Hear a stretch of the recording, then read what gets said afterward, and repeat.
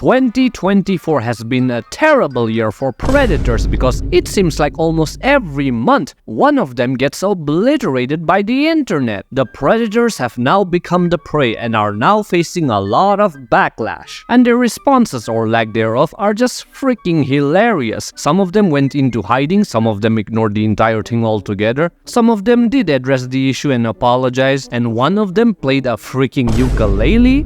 Okay, so I'm going to be ranking the apologies/responses of every predator that I know or heard of, past and present. If your favorite's not on the list, I'm sorry, I can't cover everyone. And by the way, I'm not rating them based on how genuine and heart-touching and sincere their apologies were, because frankly, none of them actually are, and the only apology that I would accept is, I'm guilty, send me to jail. So I'm going to be rating them based on how entertaining it was, seeing them stumble and fall, giving their half-baked apologies, and getting what they deserved. Okay, so first up on the list of people who loves undercooked salmon is none other than DrDisrespect. He was banned off of Twitch back in 2017 for unknown reasons, but fast forward now, we figured out why. He was trying to meet up with a minor at TwitchCon. Like, why, doctor? Why? You're freaking 6'8". Everyone looks like a minor to you. You could have just picked up a random 5'2" adult woman and make her say, "Oh, Nathan," and you could have been okay. But no, you had to pick an actual minor. And his response was just pathetic, no YouTube apology,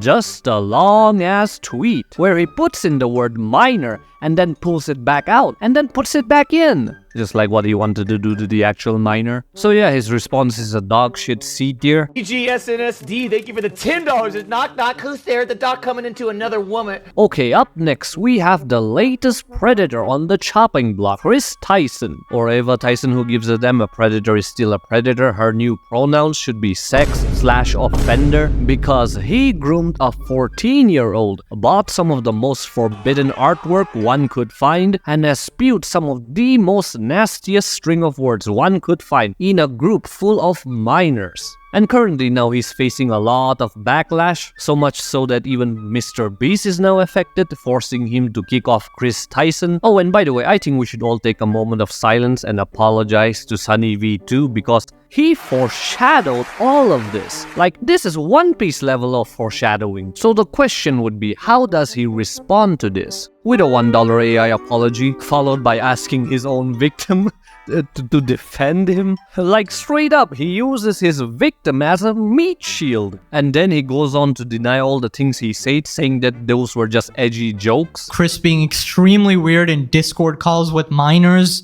I know, dude, I would come inside of that egg and then watch her eat it, and then watch her have sex with another man while she comments about how my never satisfy her. Right. Okay, so his response was, trash, didn't make any YouTube apology, just kept on tweeting. But yeah, I did giggle a bit when he threw his literal victim onto the battlefield to defend him. Like, poor kid, C tier. Okay, so next one on the list is probably the most infamous, the biggest in terms of size, the most ratchet, most disgusting. Like, his name alone is synonymous with the word pedophile. The patient zero of YouTuber predators, EDP445. And she wants me to read this book that I've read like almost 12 times. Ready? Yeah. Okay. What's up, baby? I was actually coming out here to pick up a cupcake. Ah yes, EDP, the one who started it all. The original cupcake hunter. Well, he wasn't actually the first, but he was the most popular. He was exposed for trying to meet up with kids multiple times and doing some other shit. So how did he try to pull out from this situation? I was actually coming out here to pick up a cupcake and then go back home. There was... Judging by his size, I would believe that cupcakes were on his mind, obviously next to the kids. And so being confronted for the shit he did, he tries to walk away because obviously he can't run. And the sad thing about this is that he did not go to jail. But all of his accounts got banned, so that was good. But like the tumor that he is, he just keeps coming back year after year and always tries to dodge the question about the cupcakes. But suddenly, out of nowhere, he apologizes, like, took you you long enough, I'm pretty sure the kids that you groomed became adults by now. So obviously no one bought that shit. It took you like 3 years and you would still not address what happened directly. So yeah, that apology blew up in his face. But again, just a few months later, he comes back, making a statement in an interview saying that the whole cupcake situation was him just acting as a pedophile. He said that he was hired by an organization to play the role of a pedophile. And then the most hilarious thing about this interview is that the one who is interviewing him is it's Barack Obama. This is easily the top of his tier. Okay, anyways, before moving on, please do subscribe. Okay, up next we have probably the oldest predator on the list. He looks old enough to know Adam and Eve. Like, I'm pretty sure the first shit he took turned into fossil fuel. He probably shook hands with Jesus as well, but definitely didn't learn anything from him. The person I'm talking about here is Plasma Master Dawn. Some of you may not know him, so let me just give you a quick lore dump. So in the beginning, God created the heavens and the earth. Nah, I'm just kidding. He's a YouTuber that started to gain fame and attention, covering songs. And on first glance, you might see a wholesome, sweet old man showing off his hidden talent. But what you didn't know is that he is a registered sex offender. He grabbed a minor by the... And yes, I know, it's shocking, right? But what's even more shocking is that he didn't commit this crime back in the 1900s BC. He committed this crime in 2019 when he was already on YouTube. Like, what is up with that? He was innocent for the past thousands of years, but turned into a registered sex offender when he started YouTube. Like, does starting a YouTube channel turn you into a pedophile?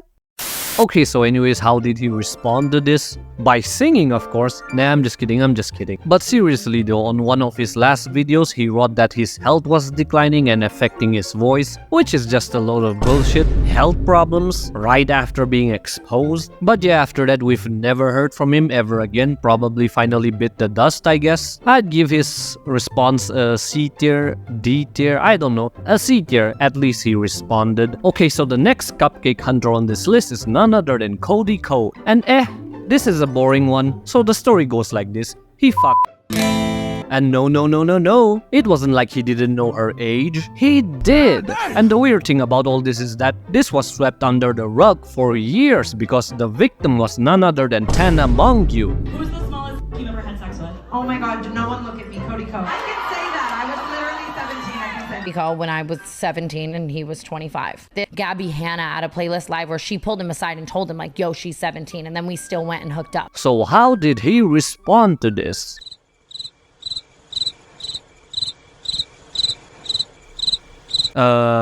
He didn't. I told you this was going to be boring. D tier. Okay, so the next one on this list is Colin Ballinger. Wow, finally some female representation. So she was exposed for grooming her underage fans, asking for ass pics and sending suggestive videos of her, and some other shit. So the question is, how do you think she responded to all this? By releasing this banger. I'm sorry for spitting in your ears without warning, but you had to hear this, otherwise you would not have believed how bad and stupid this apology was. Like, this shit is up there with Sienna's dancing apology and that guy who sang in court. What my age can relate to. I hope this can inspire you. You sexually assaulted someone. To the victim, I'm sorry. The victim is dead. All aboard the toxic gossip train.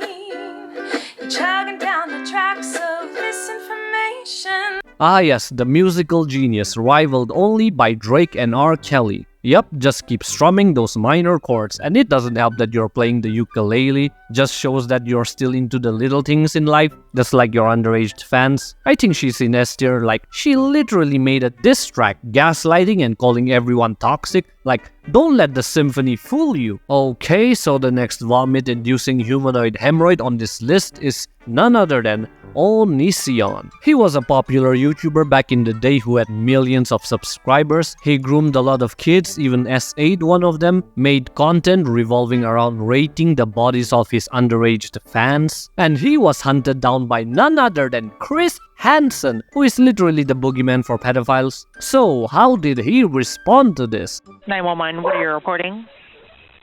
Hi, there's a person who's been stalking me online and they just showed up to my house.